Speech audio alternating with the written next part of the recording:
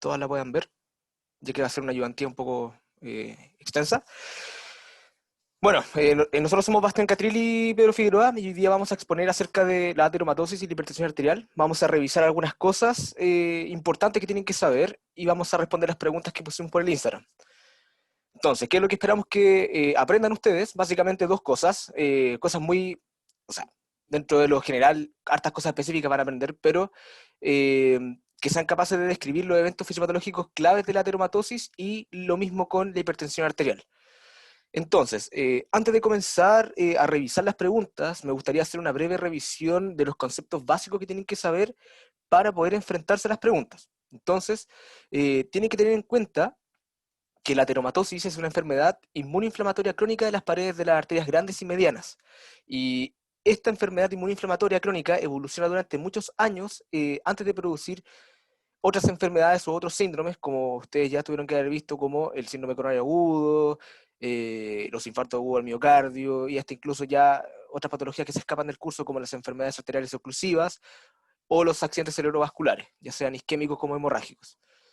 Eh, Dentro de la ateromatosis, bueno, es multicausal y por eso actualmente se le atribuyen dentro de estas causas a los factores de riesgo, que es lo que vamos a revisar a continuación, pero un poco vamos a hablar de cómo es que se forma esta placa ateromatosa. Entonces, lo primero que ocurre es que producto de diversos factores de riesgo, donde los principales son el tabaquismo, la obesidad, la dislipidemia, y la hipertensión arterial básicamente es un síndrome metabólico, se produce un depósito de tejido graso en el subendotelio, es decir, esta capita que se encuentra por abajo del endotelio en este tejido conectivo adyacente, y producto de la translucidez de este depósito graso, cuando uno mira el endotelio desde el lumen vascular, uno empieza a ver la formación de unas estrías de coloración más o menos blanco-amarillentas, que se denominan estrías grasas. Luego de la formación de estas estrías grasas va a venir un desarrollo exacerbado de matriz extracelular en la pared de la arteria, producto de esta inflamación o esta respuesta inflamatoria que va a ocurrir producto del depósito de tejido graso y sobre todo de la oxidación de los lípidos, que es básicamente eso es muy antigénico. Luego de que ocurra eso, y producto de esta gran inflamación crónica que va a ocurrir en el vaso, se van a generar ciertos factores de neoangiogénesis, por ejemplo, el factor derivado o el factor de crecimiento derivado de plaquetas que va a promover la formación de estos nuevos vasos sanguíneos, sobre todo dentro de esta placa que se está formando. Va a seguir ocurriendo inflamación y finalmente, producto de esta inflamación crónica, va a ocurrir una remodelación de la pared arterial. Es importante que tienen que entender que esta ateromatosis no ocurre en un continuo de todos los vasos, sino que es un proceso saltado, es un proceso que va ocurriendo en algunas partes y en otras partes no ocurre. Hay sectores de preferencia que lo vamos a estudiar. Y finalmente, todo esto se sigue repitiendo para ir formando la placa de ateroma, que finalmente, cuando se complica, va a formar estos cuadros agudos, dependiendo del lugar donde se rompa. Si se rompen las arterias coronarias, va a generar un cuadro que se llama síndrome coronario agudo, y ustedes ya lo tuvieron que haber estudiado y hubo una ayudantía de eso. Ok, y dentro de los factores de riesgo de esta enfermedad ateromatosa hay varios, pero dentro de lo que se tienen que destacar es el tabaquismo. El tabaquismo porque dentro de la fisiopatología provoca una disfunción endotelial, y lo otro importante es que provoca resistencia a la insulina en el endotelio y en las células musculares lisas vasculares.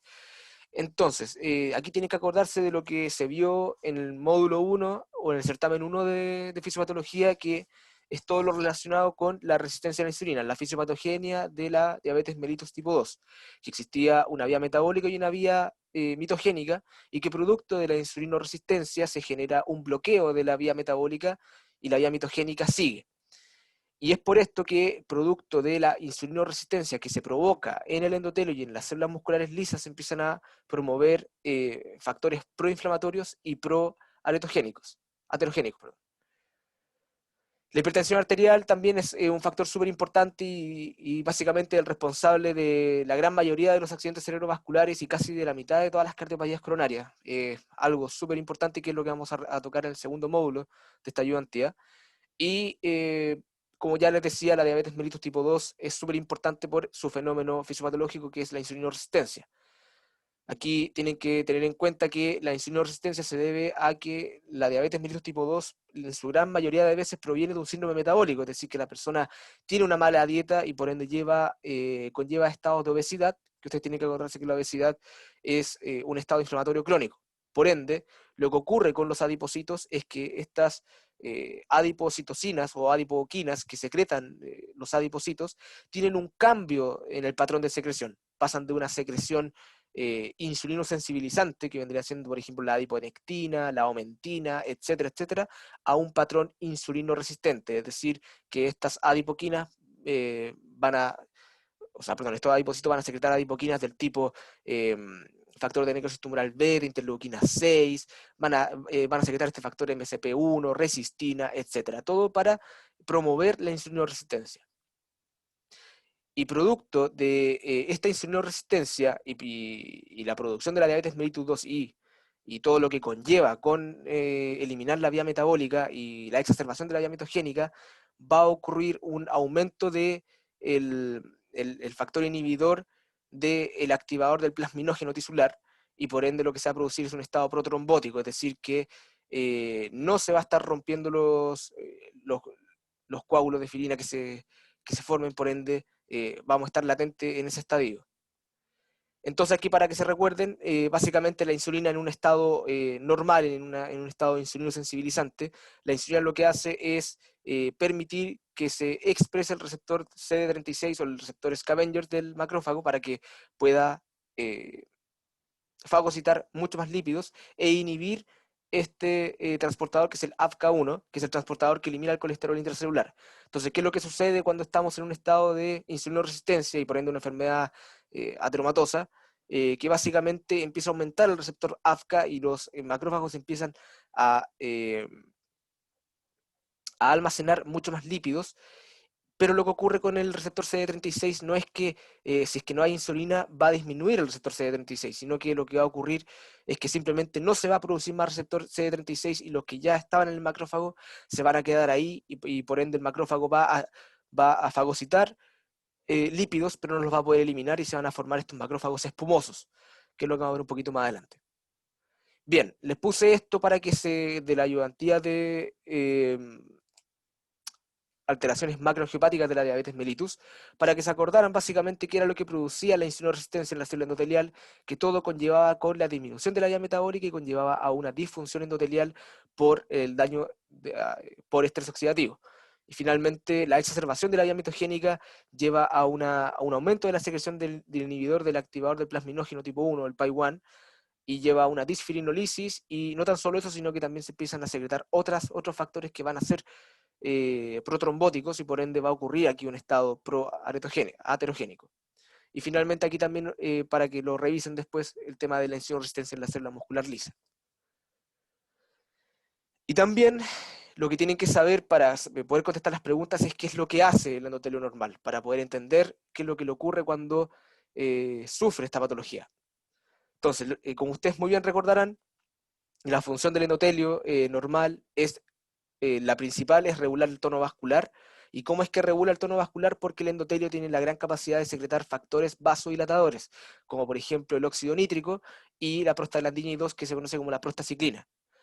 Pero ustedes tienen que recordar que el endotelio no tan solo libera factores vasodilatadores, sino que también libera factores vasoconstrictores como la endotelina, o expresa también la enzima convertidora de angiotensina local en el endotelio y que promueve la formación de angiotensina tipo 2.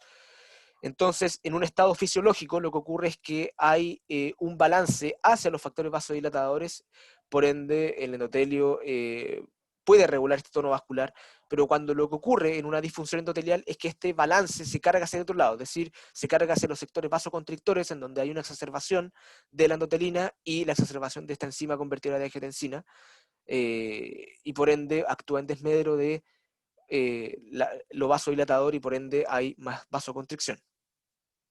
Lo segundo es que el endotelio normal regula la permeabilidad vascular y la inflamación. Por ende, ¿a qué me refiero con esto? Que está en constante regulación la apuesta de estas moléculas de adhesión y que van a traer bueno, y no tan solo de las moléculas de adhesión, sino que también citoquinas o factores como las quimioquinas que también van a atraer a las moléculas de a las células que van a ser responsables de la inflamación. Y lo que ocurre cuando hay daño endotelial es que esta función se pierde y por ende hay una inflamación exacerbada. También el endotelio tiene una actividad antitrombótica normalmente, siempre está tratando de disminuir la adhesión y la agregación plaquetaria con el tema de la proteína C, la proteína S, y también secreta también factores antitrombóticos como la antitrombina 3, fisiológicamente, que se pierden en estado de disfunción endotelial promoviendo un estado protrombótico. Y nuevamente, en base a lo mismo, que tienen efectos anticoagulantes y profilinolíticos, como les decía, liberan antitrombina 3, y también lo que más liberan es el heparansulfato, que también le va a servir como cofactor a esta antitrombina 3, debería decir aquí, no 2. Finalmente también, como les decía, libera la trombomodulina 2, que va a activar también a la proteína C y la proteína S, que también liberan proteína C y S, y el factor tisular de la activación del plasminógeno. ¿Ya? O el factor activador del plasminógeno tisular.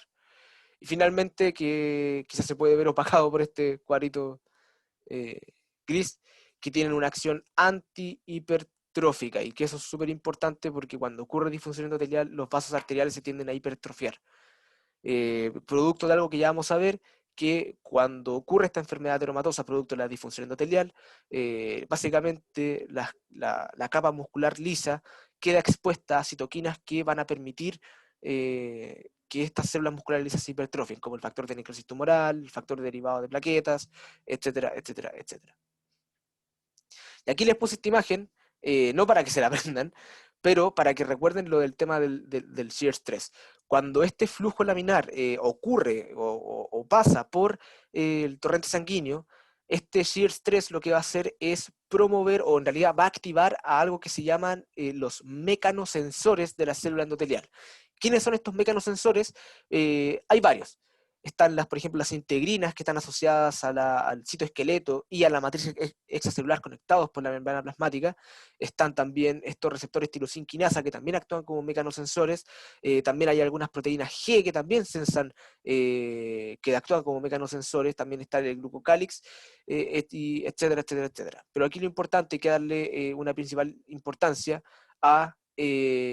a las proteínas tirosina quinasa, que actúan como mecanosensores, que cuando pasa el shear stress, estas tirosina quinasas van a fosforilar o van a activar una vía, sobre todo la vía de la fosfoinositol 3 quinasa, y van a culminar activando la proteína quinasa B o AKT, y esta proteína va a ser la responsable de estimular a la óxido nítrico sintasa endotelial, que va a llevar a la producción de óxido nítrico, y este óxido nítrico va a tener múltiples efectos. Entonces, a modo de que entiendan esta imagen, es que el shear stress normal, o este flujo laminar, va a producir un aumento del óxido nítrico, y este óxido nítrico lo que va a provocar son varios efectos fisiológicos. Uno de los que más yo destaco es que el óxido nítrico a nivel genómico permite la expresión de el inhibidor del factor nuclear kappa beta. Por ende, a medida que hay más óxido nítrico, está mucho más este inhibidor, y por ende ocurre menos inflamación. Y a eso se debe básicamente que el endotelio también puede regular la inflamación, y fisiológicamente el endotelio es antiinflamatorio. Y antes de revisar, bueno, esta es la última parte como la introducción de la ateromatosis, que para que ustedes entiendan cómo surge la ateromatosis, bueno, tienen que entender un poco la patogenia. Aquí lo puse a modo general, que básicamente que cuando ocurre la ateromatosis tiene que haber un estado de síndrome metabólico principalmente, en donde tiene que haber un balance mayor para los LDL y menos HDL de lo normal. Quizás no necesariamente se va a expresar dentro de los parámetros clínicos, como en el perfil lipídico, pero fisiopatológicamente sí se va a ver expresado esto. Y tiene que acordarse que dentro de los LDL, la mayor cantidad de colesterol, o sea, de lípidos que tienen, es el colesterol no esterificado y esterificado, que es alrededor de un 45%. Y este hecho de que exista mayor LDL en la sangre, que se puede manifestar en el perfil lipídico, o no, aquí va a depender de la sensibilidad y del laboratorio, pero lo importante es que este LDL, que va a estar altamente en la sangre, va a atravesar el endotelio y se va a alojar en el subendotelio. Y esto va a llevar a que queden atrapados dentro de esta gran malla de proteoglucanos. Y finalmente aquí tienen que recordar que dentro de todos los factores que causaban la ateromatosis, que eran estos factores de riesgo, como el tabaquismo, la hipertensión arterial, la dislipidemia, diabetes, obesidad, sedentarismo, etcétera, etcétera, etcétera, van a generar un ambiente oxidativo, un ambiente en donde van a haber mayores moléculas que van a producir radicales dependientes de oxígeno y en conjunto con estos LDL que quedan atrapados en la malla de proteoglucanos van a generar oxidación del contenido de los LDL y no tan solo del contenido, sino que de proteínas que se van a encontrar en la membrana de la lipoproteína de baja densidad, que vendría siendo una peroxidación de lípidos y una oxidación de la ApoB, que es esta proteína que se encuentra en la membrana del LDL, que ya vamos a ver. Entonces, dentro de la peroxidación de lípidos se producen hidroxiperóxido de lípidos y malondialdehídos de los lípidos, y que estas dos moléculas van a principalmente modificar a la apolipoproteína B, y que esta modificación, o en realidad esta unión de estos lípidos oxidados, va a permitir básicamente que los fagocitos, como los macrófagos, puedan fagocitar a estos LDL mediante sus receptores scavengers o CD36. Además, cuando el LDL se oxida, es antigénico, pero no tan solo es antigénico, sino que también es inmunogénico. Es decir, genera una respuesta inmune asociada a esta oxidación del LDL. Y esta oxidación del LDL va a estimular una respuesta inmune que va a estar mediada por los linfocitos Th1 y que producto de que está mediado por los Th1 va a reclutar a más macrófagos, y no tan solo eso, sino que también va a estimular a las células plasmáticas, lo que va a conllevar a una elevación de los niveles de anticuerpos eh, contra estos LDL oxidados, lo que también uno puede constatar en los exámenes clínicos. Además, lo que ocurre dentro de la fisiopatología del LDL oxidado es que esta misma oxidación del LDL, dentro de la secuencia o de la producción de estos hidróxido peróxidos y las malondialdehídos, es que estos directamente van a ir a inhibir la óxido nítrico sintasa endotelial, lo que va a conllevar a una disminución del óxido nítrico. Vamos a tratar de que no ocurra esto, pero esta disminución del óxido nítrico va a conllevar a un aumento de la respuesta inflamatoria. Y finalmente, como le vamos a ver aquí en la siguiente diapositiva, este LDL oxidado y inmunogénico, y como ya veníamos diciendo, activa esta respuesta inflamatoria porque producto de la supresión del óxido nítrico va a haber una disminución del inhibidor del factor nuclear kappa beta, y por ende este factor nuclear kappa beta va a aumentar, lo que va a conllevar básicamente a una inflamación. Se van a expresar moléculas de adhesión, se van a expresar quimioquinas y finalmente estas células musculares lisas vasculares. Y que finalmente todas estas moléculas van a conllevar a que los monocitos lleguen más al sector donde se está ocurriendo este almacenaje de los LDL. Y finalmente aquí, en conjunto, aquí me faltó la flechita, pero las células musculares lisas producen este factor estimulador de las colonias macrocíticas, que en conjunto con los monocitos que fueron atraídos van a ser transformados en macrófagos. Y estos macrófagos van a liberar radicales libres de oxígeno y finalmente van a seguir oxidando más y más al LDL. Estos LDL de su contenido van a activar a más a las ApoB, y por ende los macrófagos van justamente a captar mucho más LDL a través de sus receptores scavengers. Y finalmente, producto de esta exacerbación de la captación de LDL en el macrófago, se van a producir las células espumosas. Y estas células espumosas, como ya veníamos diciendo, asociadas a la resistencia a la insulina, van a conllevar que el macrófago capte mucho LDL y no lo pueda eliminar. Por ende, los macrófagos van a, dentro de su fisiología celular, van a producir muchas cosas. Esto básicamente aldehídos o estos radicales libres que el macrófago capta por la captación de los LDL a nivel mitocondrial y a nivel nuclear de los macrófagos, van a empezar a producir estragos y que finalmente van a producir la muerte de las células espumosas, y todo este contenido va a quedar ahí como resto celular, un detrito celular en la parte subendotelial, y va a seguir generando todo este ciclo de inflamación, inmunoinflamación crónica. Esto es básicamente como el resumen de la parte de patogenia de ateromatosis del apunte, para que lo tengan en claro y lo puedan entender. Ya, teniendo en cuenta toda esa breve introducción, vamos a pasar a resolver la pregunta. Entonces, me imagino que ustedes la leyeron. Así que pues, solamente voy a leer la pregunta. ¿Cuál es la razón fisiopatológica de que la ubicación de las lesiones ateromatosas se encuentren preferencialmente en zonas de bifurcación de los vasos arteriales? Bueno, para entender esta pregunta, tenemos que entender por qué en ciertos sectores es preferente o se prefiere estas lesiones ateromatosas sobre otras. Y aquí tenemos que acordarnos que los lugares preferentes son las bifurcaciones de los vasos arteriales. ¿Pero por qué? La razón de esto es porque en todos los vasos sanguíneos hay un patrón enzimático que se expresa. Entonces, básicamente, la ubicación de las lesiones ateromatosas va a depender del patrón enzimático en donde, o sea, que se expresa en el árbol arterial. Y este patrón enzimático puede ser de dos formas. Puede ser un patrón antiaterogénico o patrón aterogénico. Normalmente existe un patrón antiaterogénico. Y este patrón antiaterogénico, como ya revisamos, se debe a este flujo laminar que va a producir un shear stress normal. Y este shear stress normal, como ya habíamos visto, a grueso modo, va a producir la expresión de genes protectores para la ateromatosis, es decir, genes que van a impedir que se produzca esta enfermedad. ¿Cuáles son estos? O sea, aquí no nos importan los genes, sino que nos importan los productos de los genes. ¿Cuáles van a ser estos productos? Van a ser principalmente 4, yo aquí les tengo 3, ya les voy a poner el cuarto. Básicamente tenemos el de la izquierda, que es la superóxido dismutasa, una enzima que es antioxidativa, es muy importante, que va a permitir la eliminación del anión superóxido, que básicamente el anión superóxido es un radical libre muy potente y que puede alterar mucho la fisiología normal de la célula.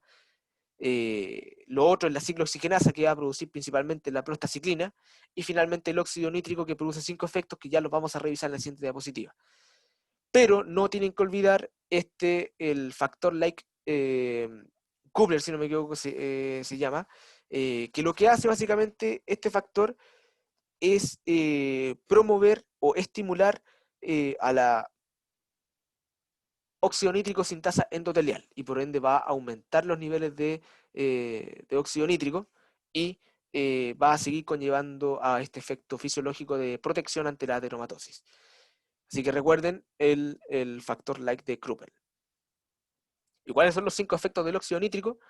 Bueno, de partida, que el óxido nítrico permite la vasodilatación porque relaja la musculatura lisa periarteriolar. Aquí tienen que acordarse que el óxido nítrico básicamente ingresa a la célula y activa a una guanosil ciclasa soluble que activa finalmente a la proteína quinasa G y que va a fosforilar ciertos sectores de la miosina para permitir la relajación de las células musculares lisas. Además, como ya habíamos visto, el óxido nítrico estimula la producción del inhibidor del factor nuclear kappa beta, por ende tiene un efecto antiinflamatorio, inhibe la oxidación de los lípidos y por ende promueve que no ocurran estos efectos ateromatosos. También hace que ocurra este efecto antiproliferativo y finalmente el efecto antiinflamatorio que ya hemos visto con anterioridad.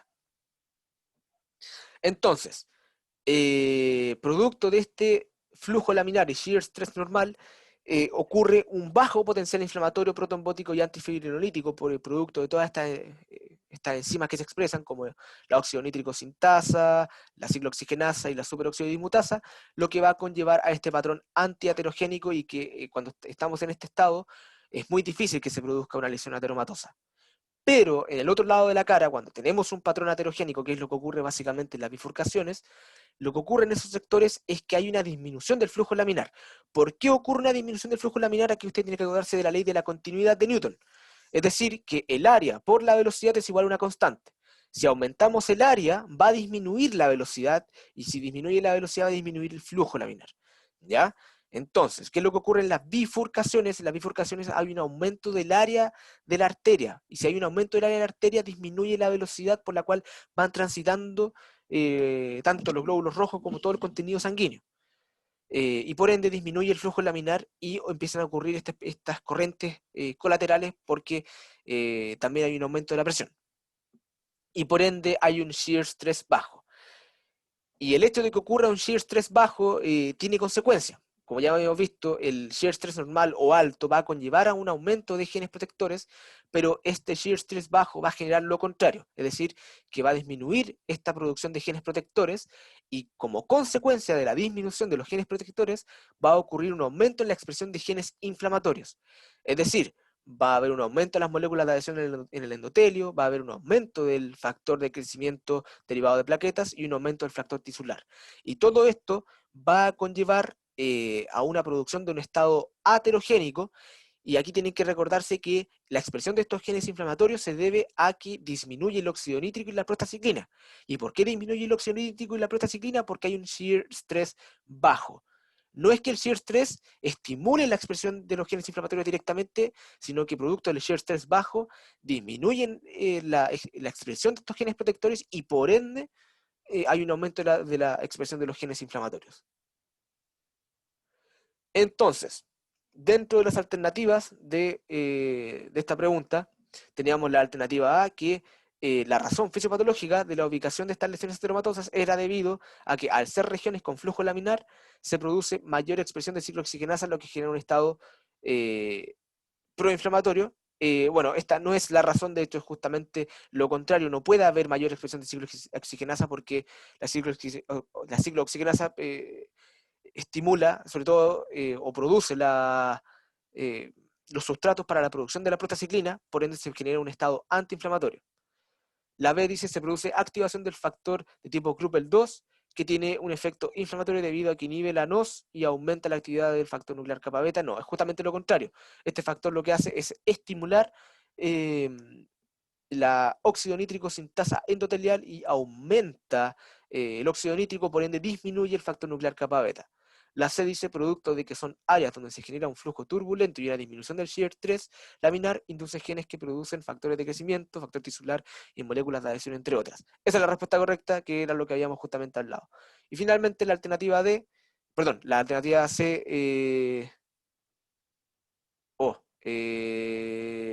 ya, entiendo. Discúlpeme. Que producto de que estas áreas ocurre una disminución del shear 3, no es que induzca estos genes de factores de crecimiento y factor tisular, sino que lo que produce es que disminuye básicamente la expresión de estos genes protectores y por ende ocurre que se producen estos factores de crecimiento, factor tisular y molécula de adhesión. Y la alternativa correcta era la D, porque las bifurcaciones al tener este alto flujo permite la mayor expresión de genes enfocados a la adhesión de moléculas en el endotelio. Bueno, aquí, ahora viéndolo bien, eh, creo que me equivoqué en la palabra. Aquí tuve que haber dicho bajo flujo, no alto flujo. Así que elimínenlo. Aquí alto flujo, quizás así como está no tenía la alternativa correcta. Ok. ¿Alguien tiene alguna duda?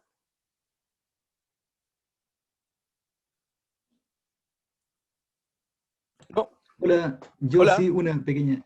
Diga. eh, es súper chica la pregunta. Cuando el flujo laminar, o sea, perdón, el shear stress normal o alto son los que protegen, no Sí. solamente normal. No solamente normal. El alto, de hecho, eh, mira, eso es justamente uno de los tópicos que se tratan en el apunte, y que no tan solo en el apunte, sino que por eso ustedes cuando sean médicos tienen que incitarles a los pacientes que hagan ejercicio, ¿ya? Porque el ejercicio también es un factor que va a protegernos de las enfermedades ateromatosas. ¿Por qué el ejercicio es un factor protector? ¿Por qué es o sea, ¿por qué es un factor hemostático protector para la ateromatosis? Porque en el ejercicio aumenta el flujo laminar y por ende aumenta el shear stress. Y este shear stress va a promover una mayor síntesis, así como a modo muy reduccionista, del óxido nítrico, pero aumentan muchos otros factores, factores de crecimiento que van a promover otro tipo de cosas principalmente, pero aquí, viéndolo desde la enfermedad ateromatosa, va a permitir la mayor expresión de óxido nítrico y lo que va a conllevar eh, a este patrón protector ante la ateromatosis. Así que recuérdenlo que el shear stress alto o normal es el que te protege y el shear stress bajo es el que provoca o es algo que causa esta enfermedad ateromatosa. Aquí debería decir bajo, yo lo escribí mal. ¿Responde Perfecto, tu gracias. pregunta? Sí, perfecto, gracias. Genial. Sigamos entonces. Pregunta número 2. Dice, con respecto a las complicaciones de la placa ateromatosa, ¿cuál de las siguientes aseveraciones es falsa? De nuevo asumo que leyeron la pregunta, así que para entender las complicaciones de la placa ateromatosa, tienen que saber que esta lesión ateromatosa que ya hemos visto que se formaban, este tejido graso oxidado con detritos celulares que vendrían siendo estos macrófagos que eh, han fagocitado muchos lípidos y que se empiezan a acumular en el subendotelio, van a empezar a producir una remodelación de la pared arterial. ¿Ya? Y dentro de esta remodelación de la pared arterial pueden ocurrir dos cosas, o una protrusión de este contenido de la placa hacia el lumen, o un crecimiento excéntrico, es decir, que un crecimiento que va a estar por alrededor del vaso arterial. Y dependiendo de este tipo, o sea, dependiendo de cómo es el crecimiento, el patrón de crecimiento de ambas, pueden ocurrir dos tipos de complicaciones. La primera complicación es que si es que se ocurre esta protrusión del contenido hacia el lumen, va a ocurrir un accidente de placa. Y este accidente de placa, básicamente lo que ocurre es una ruptura, o sea, pueden ocurrir tres cosas, que es una ruptura de la cápsula fibrosa, porque la cápsula fibrosa puede ser tan delgadita, que ya vamos a ver cómo el por qué tan delgadita, que se puede romper como una bolsa. Lo otro que puede ocurrir es una erosión de la parte superficial, es decir, se rompe un poquito y se libera el contenido de dentro hacia afuera y ocurre esta erosión. Y finalmente, la tercera, que producto de esta neoangiogénesis que se produce dentro de la placa ateromatosa por diversos factores, como el factor de crecimiento derivado de plaquetas, puede ocurrir una hemorragia al interior de la placa y eso también puede conllevar a un accidente de placa. Y finalmente, el otro lado de la cara es que producto del crecimiento excéntrico del vaso arterial pueden ocurrir básicamente dos cosas. Puede ocurrir una estenosis o una dilatación de esta pared. Esta estenosis básicamente lo que conlleva, o sea, lo que produce la estenosis es que producto de este proceso inflamatorio y la destrucción del tejido elástico va a haber una acumulación de muchos tejidos fibrosos en la estenosis y por ende se va a engrosar la arterial y va a disminuir la reserva, ya sea del vaso arterial, dependiendo de dónde estemos hablando. Si es que es en una arteria coronaria, va a disminuir la reserva coronaria. Si estamos hablando de una arteria en el músculo, va a disminuir esa reserva, etcétera, etcétera. Pero si es que en el caso de que este recambio del tejido fibroso, aparte, sea un lugar de alta presión sanguínea, como por ejemplo al inicio de la aorta o después del callado aórtico, este tejido fibroso también se va a ir amoldando y va a ir disminuyendo, lo que va a producir una dilatación de la pared, lo que finalmente puede conllevar un aneurisma. Entonces, este crecimiento excéntrico va a tener dos finales, ya sea una estenosis, si es que el vaso es chiquitito, no tiene altas presiones, pero si es que el vaso es grande, básicamente este tejido fibroso que va a estar ahí, que va a estar compuesto por colágeno, no va a poder resistir estas altas presiones por su biomecánica, básicamente, y va a producir la dilatación de la pared. Y aquí tenemos los cuatro escenarios de ruptura de la placa de ateroma que salen en el apunte. De partida la primera, que es donde se rompe, se raja básicamente eh, esta cápsula fibrosa que rodea a la placa de ateroma y en donde por ende se produce un coágulo.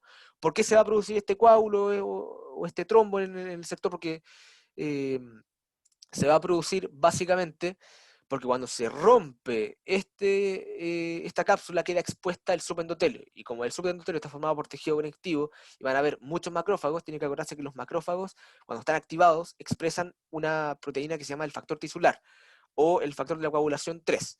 Y este factor tisular, en conjunto con los factores que van a estar en la sangre, que vendría siendo el factor 7, más moléculas de calcio, van a activar al factor 10, para que activen la trombina y se va a generar este coágulo. Lo otro que puede ocurrir es una erosión superficial, que básicamente esta erosión no es como un poquito más grande que lo que ocurre en la ruptura de la cápsula fibrosa, y por ende el coágulo puede quedar aquí más adherido. Lo otro que puede ocurrir aquí es que dentro de la fisiopatología de la placa de ateroma es que una vez que ha ocurrido una inflamación crónica, la placa de ateroma también se puede calcificar producto de toda la inflamación que ocurre ahí. Entonces lo que puede ocurrir acá es que producto, de nuevo, por una presión elevada, etcétera, este nódulo de calcio se puede romper y nuevamente se va a generar aquí una ruptura de esta placa ateromatosa. Y finalmente, lo otro que puede ocurrir es que ocurra una hemorragia intraplaca, una hemorragia, sí, una hemorragia intraplaca que va a aumentar esta placa ateromatosa y nuevamente puede ocluir el sitio y formando, aquí como tal no es una ruptura de la placa, sino que, pero genera esta complicación que todos tenemos, que es la oclusión total o casi total del vaso sanguíneo.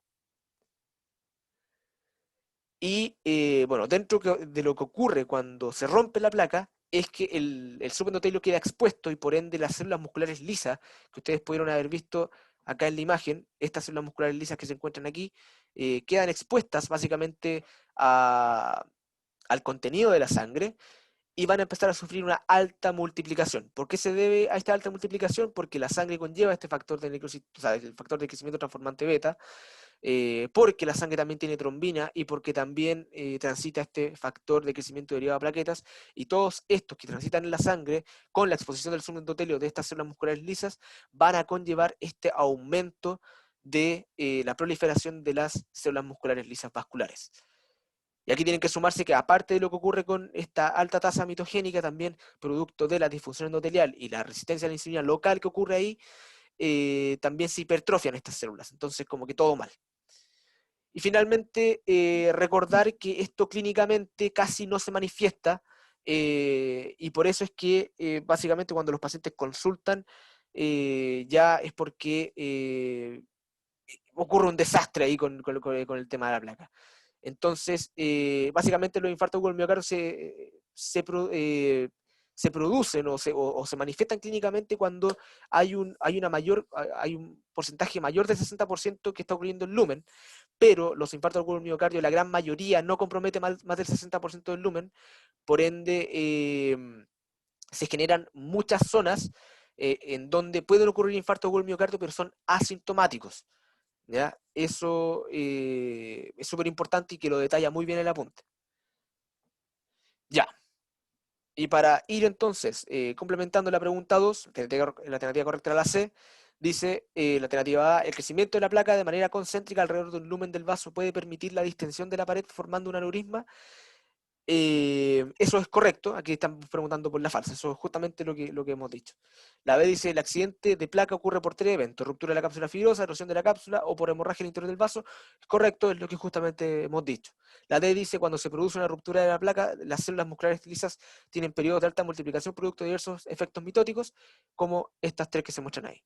Y finalmente la alternativa incorrecta, la C, dice que la mayoría de los infartos ocurren en zonas que dan expresión clínica. Eso no es tan cierto, porque la gran mayoría del infarto agudo del miocardio, como les decía, ocurren no ocluyendo totalmente este vaso, sino que se deben a la disminución de esta reserva coronaria que produce estos efectos isquémicos y por ende no llegan a ser, básicamente son asintomáticos, ¿ya? O son subclínicos que no motivan al paciente a consultar. Y eso principalmente. No sé si alguien aquí tiene alguna duda con esta pregunta. ¿No? Ya. Y finalmente la pregunta 3, que es una pregunta cortita: ¿cuál de las siguientes aseveraciones es falsa con respecto a los factores de la vulnerabilidad de la placa?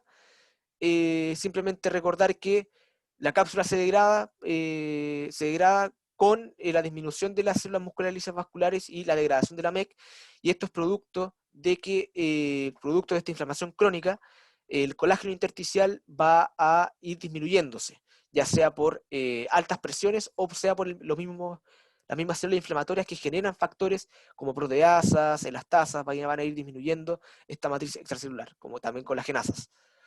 Además, otro factor de vulnerabilidad a la placa es que existe un gran núcleo lipídico necrótico que facilite la ruptura de esta placa.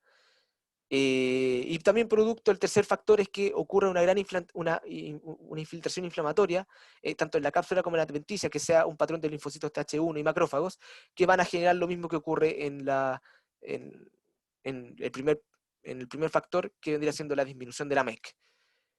Y finalmente, que estos vasos de neoformación favorecen a la hemorragia intraplaca, que van a generar este aumento o esta hemorragia en la intraplaca, que va a ir expandiendo esta placa ateromatosa y que pueden promover que se rompa esta cápsula. Entonces, la pregunta 3 dice cuál es la alternativa correcta, o sea, cuál es la alternativa, cuál es falsa. La A dice que el debilitamiento de la cápsula es uno de los factores, eso es correcto, pero dice que esto es debido a que hay un aumento de la síntesis de matriz extracelular y un mayor colágeno intersticial. Es justamente lo contrario. Este debilitamiento de la cápsula ocurre porque hay una disminución de la síntesis de matriz celular, queda más vulnerable, es decir, queda más delgadita, y lo mismo ocurre con el colágeno intersticial. Hay menor colágeno, menor resistencia biomecánica, mayor ruptura. La B dice la presencia de un gran núcleo lipídico necrótico facilita la ruptura de la placa. Eso es correcto, porque nuevamente con todos los factores que se van a secretar ahí va a generar una mayor vulnerabilidad de esta placa. Y la C dice que producto de la inflamación, o sea, de la infiltración inflamatoria de la cápsula y adventicia, va a ocurrir un debilitamiento y ruptura de la cápsula, eso también es correcto, y cuando la D que dice que cuando hay vasos de neoformación, también se va a favorecer esta hemorragia intraplaca y se genera el debilitamiento y la posible ruptura. Eso también es correcto. Acuérdense de los cuatro factores de la vulnerabilidad, que básicamente todos culminan en la disminución de la síntesis de matriz celular y una disminución del colágeno intersticial. Todos culminan en eso, o el otro evento es el tema de la hemorragia intraplaca, que no es que se debilite la capa como tal, sino que se expande mucho y se llega a romper, porque la resistencia de esta cápsula disminuye producto del aumento de esta hemorragia que ocurre dentro de la placa. ¿Alguna pregunta?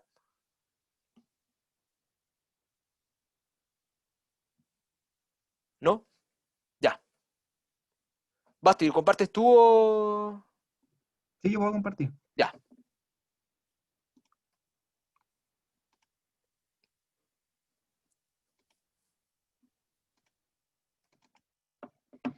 Ahí se ve, ¿cierto? Súper bien. Ya.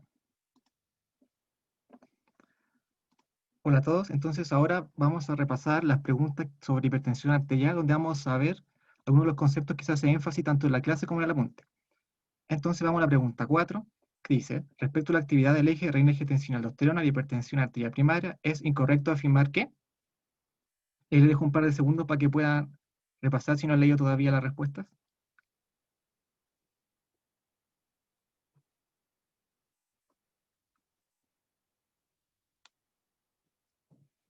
¿Ya? Entonces, para responder esta pregunta vamos a repasar un poco lo que es el eje renina-angiotensina-aldosterona y la hipertensión arterial. Tenemos aquí que se activa la renina a nivel renal. En condiciones normales, por ejemplo, ocurre cuando baja el volumen circulante efectivo, cuando hay una estimulación por el sistema simpático o cuando baja el flujo tubular a nivel renal, que la renina es una enzima que permite la transformación de angiotensinógeno que se produce a nivel hepático a angiotensina 1. Esta angiotensina 1, por acción de la enzima convertida a angiotensina, que está a nivel endotelial, principalmente dentro de la circulación pulmonar, permite la formación de angiotensina 2. ¿Y cuál es la importancia de este eje dentro de la hipertensión? La angiotensina 2 se une a su receptor AT1, ¿sí? Importante recordar que es el nivel AT1, que produce distintos efectos que pueden modular parte de lo que es el cuadro de hipertensión arterial. A nivel central, produce una activación del sistema simpático, también produce un aumento del mecanismo de la sed y un aumento de la secreción de vasopresina. Esto último también va a poder permitir el aumento de la volemia. A nivel endotelial, va a producir una disfunción endotelial que tiene todas las consecuencias que ya explicó Pedro sobre el efecto protrombótico, sobre también que hay un favorecimiento de las sustancias vasoconstrictoras, también va a haber un proceso inflamatorio dentro del vaso, un proceso también de estrés oxidativo, porque la angiotensina 2 también favorece la activación de la NADPH oxidasa, que si recordarán también tiene que ver con la formación de radicales libres, y también la angiotensina 2 tiene que ver con un cambio tanto a nivel cardíaco como vascular de la morfología de esta estructura. Entonces va a producir una remodelación tanto cardíaca como de los vasos. Por ejemplo, los vasos va a producir hipertrofia vascular que finalmente va a cronificar este estado de hipertensión porque va a permitir que haya un aumento de la resistencia vascular periférica. ¿Sí? Y lo que hace la angiotensina 2 es que va a producir un aumento de la aldosterona, que también tiene un efecto de fibrosis, también va a promover la remodelación tanto cardíaca como de los vasos sanguíneos. Y muy importante, tanto la angiotensina 2 directamente a nivel renal, como la aldosterona van a permitir una retención de sodio. La angiotensina 2 principalmente a nivel proximal y la aldosterona a nivel distal. Entonces, para resumir un poco lo que produce la angiotensina 2 en la hipertensión arterial, hay una activación del sistema simpático, mecanismo de la sed también aumenta, secreción de vasopresina, disfunción endotelial, inflamación, estrés oxidativo, hay un cambio tanto morfológico de los vasos como del corazón y hay un aumento de retención de sodio tanto a nivel directo como por la producción de aldosterona, que también tiene que ver con la retención de sodio. Entonces, para resumir un poco cuál es el rol de este eje en el aumento de la presión arterial, tenemos que la angiotensina 2 va a producir un aumento de la actividad simpática, tanto periférica como central, como recién vimos, va a inducir el mecanismo de la sed y aumentar la liberación de hormona antidiurética o vasopresina, que también va a aumentar la volemia, aumenta la liberación de aldosterona por la zona glomerulosa adrenal, que también va a permitir, como lo hace la angiotensina a nivel directo, la reabsorción de sodio en el túbulo renal, que también va a aumentar la volemia y que también tiene que ver con la hipertensión, y va a producir vasoconstricción directa de los vasos por la acción de su receptor AT1. Entonces, si volvemos a la pregunta, nos preguntaban con lo incorrecto. Dice que la angiotensina 2, la A, promueve la remodelación cardiovascular, el estrés oxidativo y un estado proinflamatorio que, como vimos, es todo lo que puede producir la angiotensina 2. Nos saltamos a la C, dice que la angiotensina 2 aumenta la actividad simpática y promueve el mecanismo de la sed, que también es dentro de lo que vimos, y que el hiperaldosteronismo interviene en la remodelación vascular y el aumento de la volemia. Como vimos, la aldosterona tiene un efecto directo de fibrosis, tanto a nivel cardíaco como vascular, por lo tanto sí produce remodelación y aumento de la volemia porque aumenta la reabsorción de sodio a nivel renal. Y la B, que es la incorrecta, quizá tiene un poco de trampa, que dice que hay un efecto vasoconstrictor directo, que es verdadero, que dice que es mediado por la activación del receptor tipo 2 por angiotensina 2. Si volvemos al esquema, recordamos que esto tiene acción por el receptor AT1, ¿sí? Todos los efectos negativos, por así decirlo, que produce este eje en la hipertensión arterial es a nivel del receptor AT1. El receptor AT2 que se menciona en el apunte dice que tiene efectos contrarios a los que se producen al activar el AT1. Entonces produce vasodilatación, produce una disminución de la remodelación vascular. Sin embargo, este receptor no está muy implicado en lo que es la fisiopatología de la hipertensión arterial. Por eso la B es la incorrecta, porque era por receptor tipo 1 por angiotensina 2. ¿Sí? No sé si hay alguna pregunta o si nos seguimos.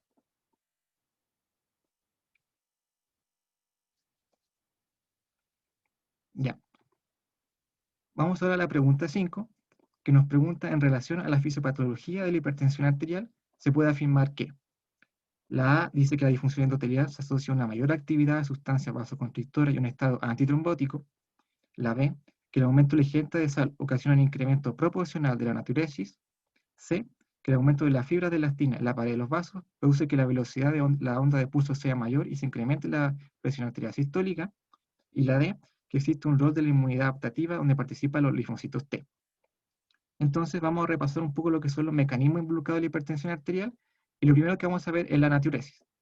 Recordad que la natriuresis es la eliminación tanto de sal y de agua a nivel renal.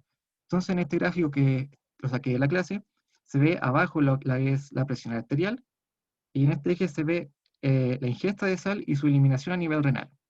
Entonces, si vemos a una persona normal que no tiene hipertensión arterial, vemos que al aumentar la ingesta de sal, que incluso puede ser 2, 4 o 6 veces dentro de un nivel normal, la natriuresis es proporcional. ¿Qué quiere decir esto? Que toda la ingesta de sal que tiene esta persona es eliminada en la misma cantidad a nivel renal. Entonces, la presión arterial se mantiene dentro de un nivel normal independientemente de la ingesta de sal, porque el riñón es capaz de eliminar este exceso de sal en el organismo. Todas las otras curvas que están a la derecha son pacientes con hipertensión arterial. En el caso de de aldosterona y angiotensina 2, son estudios experimentales donde se le inyecta esto, por ejemplo, a animales de experimentación, y también a pacientes con hipertensión, tanto sal resistente como sal sensible. ¿Qué es lo importante de esto? Comparar todas estas curvas con lo que está en un paciente normal. Vemos que al aumentar la ingesta de sal, disminuye la pendiente. Entonces, en estos pacientes, el riñón no es capaz de eliminar proporcionalmente la cantidad de sal que se ingiere. Entonces, se requiere que haya un aumento de la presión arterial, o sea, hay un desplazamiento de la curva hacia la derecha, para que haya una eliminación o una natriuresis equivalente a de una persona normal. Entonces, para resumir, en un paciente que tiene hipertensión, no existe una natriuresis que es compensatoria a la ingesta de sal. Entonces, si la persona consume una mayor cantidad de sal, el riñón no va a ser capaz de eliminar este exceso de sal. Y lo que tiene que ver con el aumento de la volemia, como consecuencia, y la producción de hipertensión. Si vamos a otro de los conceptos que tienen que ver con la hipertensión, vamos a repasar lo que pasa con la onda de pulso entre los vasos. Esto de un paciente normal, aquí tenemos la presión, y tenemos los distintos vasos que hay alrededor del organismo, partiendo desde la aorta, las arterias, las arteriolas y los capilares. Tenemos que considerar que en condiciones normales, esta onda de pulso, que va a través de la pared de los vasos, que es producida por la contracción cardíaca, después se devuelve a nivel de las bifurcaciones arteriales. Este hecho de que la onda se devuelve tarda un tiempo. Entonces, esta onda de pulso que se devuelve causa un aumento de la presión, pero a nivel de las arterias, no a nivel de la aorta, porque tarda un cierto periodo de tiempo en devolverse y producir este aumento de la presión a nivel de los vasos. Pero si vemos en un paciente que tiene hipertensión generalmente asociada al envejecimiento, tenemos que en la pared de los vasos hay un cambio de su morfología, donde se pierde la fibra de elastina y hay un aumento del colágeno. ¿Qué va a causar esto? Que haya un aumento de la rigidez de la pared de los vasos y por lo tanto la onda de pulso va a tener una mayor velocidad a través de estas paredes. ¿Qué es lo que causa esto a nivel clínico? Este aumento de la velocidad de la onda causa que su rebote, por así decirlo, desde el nivel de la bifurcación de las arterias sea más rápido. Por lo tanto, esta onda de pulso regresa más rápido a nivel de la aorta y esta onda de pulso que se devuelve va a aumentar la presión sistólica a nivel aórtico, ¿sí? Entonces, este rebote que ocurre a nivel de la onda de pulso en las bifurcaciones arteriales se va a devolver más rápido por este aumento de la rigidez a causa del aumento del colágeno y va a permitir un aumento a nivel aórtico de la presión arterial sistólica, a diferencia de lo que ocurre en condiciones normales, donde esta onda de pulso no alcanza a llegar a nivel aórtico, sino que a nivel arterial, y no se suma, por lo tanto, a la presión arterial sistólica a nivel de la aorta. Y para finalizar, les quise poner este cuadro un poco resumiendo la fisiopatología de la hipertensión arterial primaria, que es un poco compleja.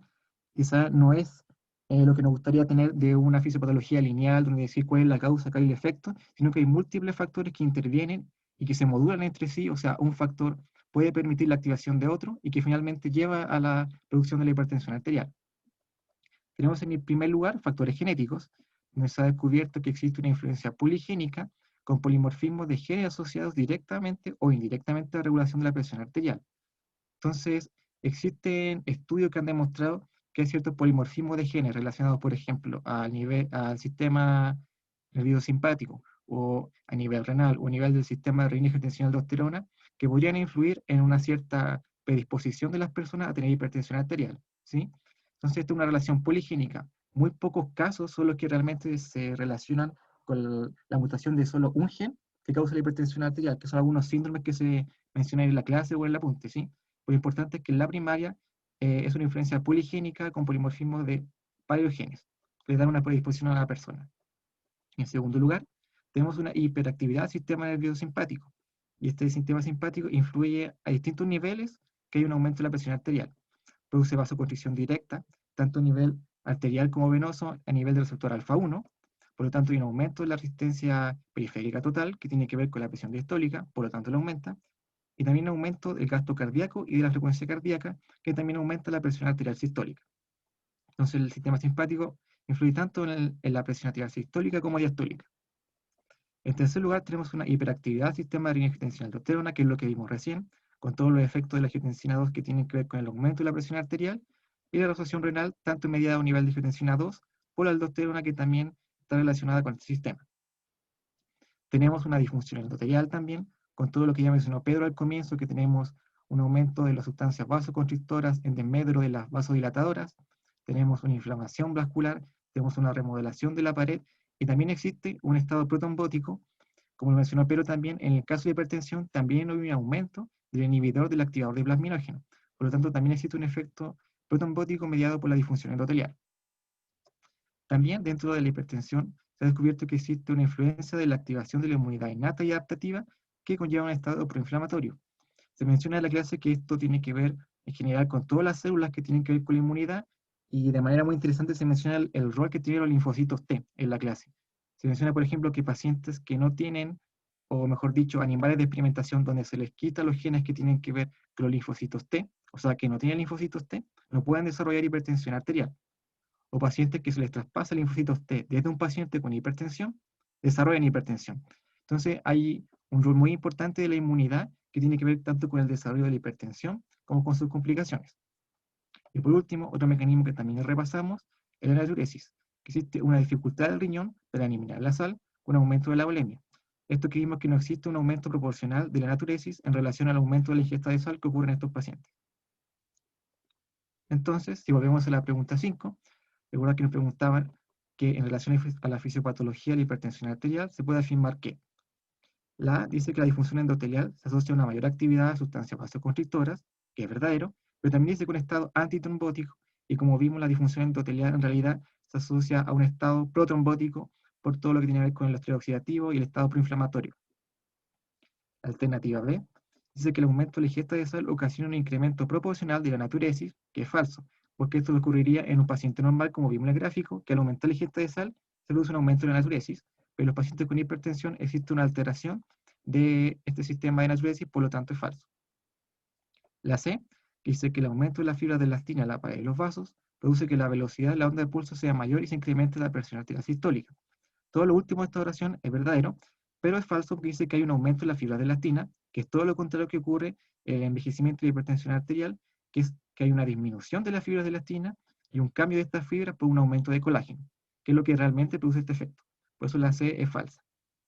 Y la D, que es la verdadera, que dice que existe un rol de la inmunidad adaptativa donde participan los linfocitos T, y como le mencioné, que se menciona en la clase, es lo verdadero. Recordad que no solamente esto es mediado por la inmunidad adaptativa, sino también por todas las células que tienen que ver con la inmunidad innata y con toda la adaptativa. No solo de los linfocitos T, pero se lo menciono porque se hace una énfasis en la clase sobre la participación de estas células en este proceso. ¿Sí? No sé si hay alguna duda. Yo tengo una. ¿Sí? En relación al cuadro anterior, donde se decía como sobre la hiperactividad del sistema nervioso simpático, me perdí. ¿Aumentaba la presión arterial sistólica y diastólica o solo la sistólica? Sí, la hiperactividad del sistema simpático influencia a las dos. La diastólica porque hay un aumento de la vasoconstricción que aumenta la resistencia periférica total, que es la que modula un poco la presión arterial diastólica, y la sistólica porque también aumenta el gasto cardíaco y la frecuencia cardíaca. Entonces, sí, aumenta tanto la sistólica como la diastólica. Es que había leído también en el apunte de que disminuía la presión arterial diastólica porque disminuía la distensibilidad de la aorta. O no sé si vi como que se distendía poco. Y que también al devolverse como al envejecer y al aumentar como las fibras de colágeno y al devolverse más rápido como la onda de pulso, había como una menor retracción. O a lo mejor lo entendí mal. Sí, yo recuerdo eso lo que tú dices, pero me lo recuerdo con el envejecimiento, eso claro, como que hay un aumento de la rigidez y eso permite que haya como un menor paso de sangre hacia el resto de los vasos y disminuye la presión arterial diastólica. Yo recuerdo que eso con el envejecimiento, con el sistema nervioso simpático no recuerdo si era así. Yo tengo entendido que no, pero igual lo voy a revisar. Ay, pero entonces, ya, cuando uno habla como de sistema nervioso simpático, aumentan las dos. Pero si hablo Sí, como desde la situación del envejecimiento, disminuiría la diastólica y aumentaría la sistólica. claro, en el envejecimiento pasa eso, quizá un poco aumenta esta presión de Ah, pulso, o sea, la diferencia entre la sistólica y la diastólica igual sería con un factor de riesgo. Claro, sí. ya, ya. Sí, me había enredado como son situaciones similares. Gracias. De nada. Entonces vamos a ir con la última pregunta, que es la pregunta 6, que dice, respecto a la relación entre la obesidad y la hipertensión arterial primaria, es incorrecto afirmar que la leptina induce un estado de hiperactivación simpática, la hiperactividad del sistema nervioso simpático se asocia a hipertensión arterial nocturna en la apnea del sueño, la C, la hipoxia del tejido adiposo origina un aumento de las citoquinas inflamatorias y del no endotelial, y D, que la obesidad se asocia a un aumento del angiotensinógeno y la aldosterona. Entonces, ahora lo último que vamos a ver es un poco la relación que existe entre la obesidad y la hipertensión arterial. Entonces, tenemos a la persona con obesidad, que tiene un aumento del tejido adiposo, y este aumento patológico del tejido adiposo produce un aumento de algunas adipoquinas, como la leptina. Este aumento de la leptina también tiene que ver con el mecanismo de la insulinoresistencia. Tanto el aumento de la leptina como la insulinoresistencia se menciona que tiene una influencia a nivel central que producen una hiperactividad del sistema nervioso simpático, que es lo que vimos con toda la influencia que tiene este sistema en la hipertensión arterial. Hay un aumento del gasto cardíaco, de la frecuencia cardíaca y también de la vasoconstricción que produce un aumento del tono vascular. Todo esto lo que posibilita un cuadro de hipertensión arterial en estos pacientes con obesidad. También en estos pacientes con obesidad tenemos un estado proinflamatorio producido por hipoxia de este tejido adiposo en exceso. Hay también el mecanismo de disfunción endotelial. Y otro de los mecanismos que se mencionan en este cuadro de obesidad es que hay un aumento por sí solo, o sea, a causa de la obesidad hay un aumento del angiotensinógeno y de la angiotensina 2. Entonces, en los pacientes con obesidad hay una cierta predisposición a que este sistema tenga una mayor cantidad de sustancia y por lo tanto tenga mayor actividad. Entonces hay una actividad aumentada tanto en el sistema nervioso simpático como del eje renina-angiotensina-aldosterona en los pacientes con obesidad. Y como vimos, este eje tiene toda la influencia que ya vimos de la angiotensina 2 en los factores que influyen en la hipertensión, como por ejemplo el aumento de la aldosterona y también la acción tanto de angiotensina 2 como aldosterona a nivel renal, que produce una mayor reabsorción de sodio y por lo tanto también favorece la hipertensión arterial. Entonces, para resumir un poco, en la obesidad hay factores como las adipoquinas, la insulinoresistencia, un estado proinflamatorio, disfunción endotelial, estrés oxidativo, que producen tanto un aumento del sistema nervioso simpático como del sistema renina-angiotensina-aldosterona, los cuales, ambos por sí solos, favorecen la hipertensión arterial en estos pacientes. Y lo segundo que les quería mencionar, un poco la fisiopatología general de lo que ocurre en la apnea del sueño, en estos pacientes con obesidad que tienen esta predisposición a padecer de este cuadro, es que durante la noche estos pacientes tienen un colapso de la vía aérea. Esto a nivel sistémico va a producir tanto hipoxia, o sea, una disminución de la presión parcial de oxígeno, como una hipercapnia o un aumento del CO2. Esto es sensado a nivel de quimorreceptores, tanto periféricos como centrales, y va a producir una activación, tanto del centro cardiovascular como del centro respiratorio. Esto va a favorecer el aumento de la actividad del sistema nervioso simpático. Recordad que dentro de los quimioreceptores, estos son los factores que más influyen para su activación, o sea, una activación del sistema nervioso simpático, es decir, que hay una hipoxia, una hipercapnia o también una disminución del pH que es sensado a nivel de quimioreceptores y finalmente llevan a esta activación del sistema nervioso simpático. Esto va a producir tanto modulación a nivel cardíaco como respiratorio. A nivel respiratorio va a producir un aumento de la ventilación que causa estos micro despertares durante la noche en estos pacientes. Y a nivel cardíaco, como vimos toda la influencia que tiene este sistema, va a producir una hipertensión arterial principalmente nocturna, lo que explica la hipertensión en estos pacientes. Pero, además, en algunos pacientes también se va a producir hipertensión arterial diurna. ¿Por qué? Porque durante el día se produce una especie de reseteo de estos quimioreceptores, a pesar que durante el día hay un nivel normal de oxígeno. O sea, a pesar de que ellos tengan una normoxia, durante el periodo diurno hay una activación patológica, por así decirlo, de estos quimioreceptores, que van a influir que aún así hay una activación del sistema nervioso simpático que lleva entonces los mecanismos que favorecen la hipertensión arterial, tanto nocturna y diurna en estos pacientes que hay este reseteo. Entonces, si volvemos a la pregunta, nos preguntaban por la relación entre la obesidad y la hipertensión arterial para decir cuál de las alternativas es incorrecta.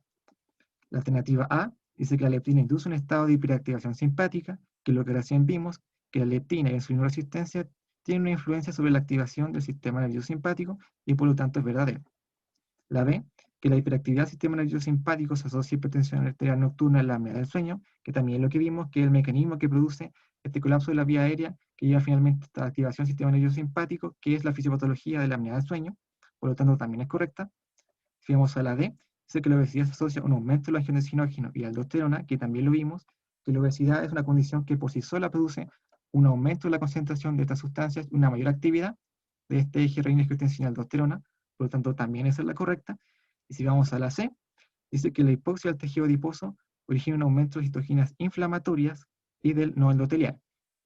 Y esta es la incorrecta porque si bien en la obesidad, si esta hipoxia del tejido adiposo origina un aumento de citoquinas inflamatorias y de adipoquinas, también la obesidad, como mencionó Pedro al comienzo, tiene que ver con el mecanismo de la disfunción endotelial.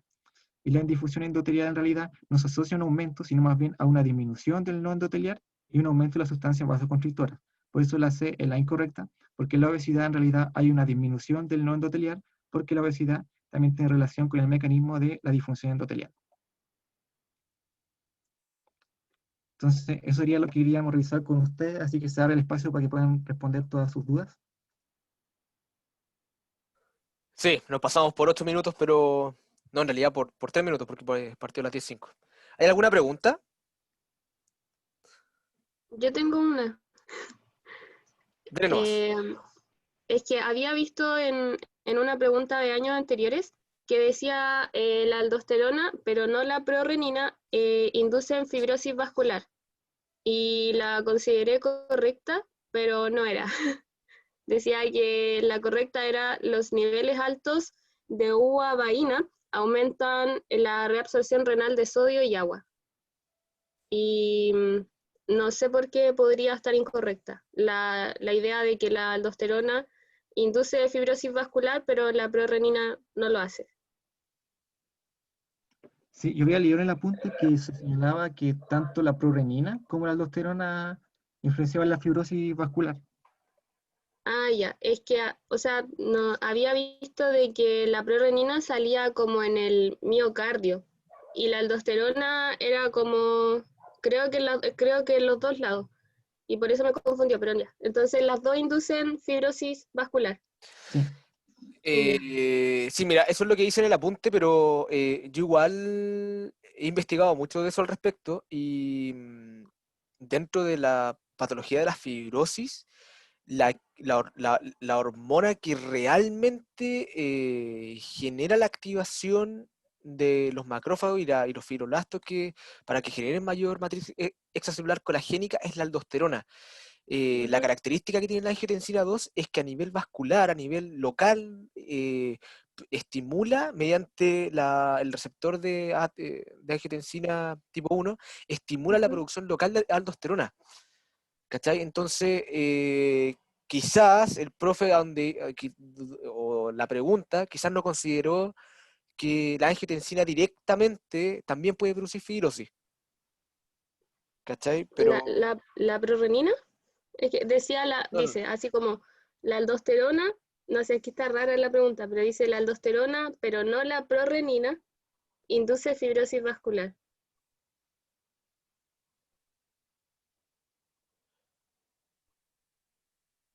sí, está rara la pregunta. Sí, y lo otro es que tampoco entendí por qué era correcta que la ovuabaína aumenta la reabsorción renal de sodio. Como que tenía entendido que actuaba como a nivel del músculo liso, la ovuabaína, que era como el bloqueador del intercambiador.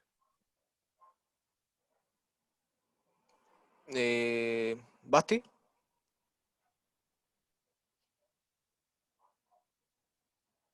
¿se ve lo que estoy compartiendo o no? ¿O ya no? Sí, o sea, sí, ¿Se ve que estoy bien en el apunte o no? no. No. Ah, ya, pero he estado leyendo en el apunte y claro, sale que la uvapaína bloquea la sodio TPasa, que finalmente puso este efecto vasoconstrictor como a nivel de todos los vasos, pero también tiene un efecto a nivel renal que aumenta el transporte de sodio. O sea, también tendría una influencia en la reabsorción a nivel de sodio de la uvapaína. Ah, ya, ya, ya. Sí, ahora sí entiendo. Ya. Muchas gracias. De nada.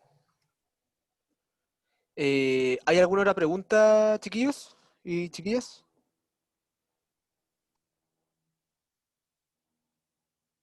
Ya, genial. Muchas gracias por haber asistido. Recuerden que a las 6 está la ayudantía de shock y arritmias. Los ayudantes saben mucho de ese tema, así que traten de ir y consultar todas sus dudas. La grabación la voy a tratar de subir inmediatamente para que los que les faltó tomar algún apunte o algo lo puedan hacer. Así que eso, un abrazo a todos, cuídense mucho y que les vaya súper bien en el certamen el día lunes. Sí, que le vaya súper bien. Gracias. Gracias. Muchas Gracias. gracias. Chao. Chao.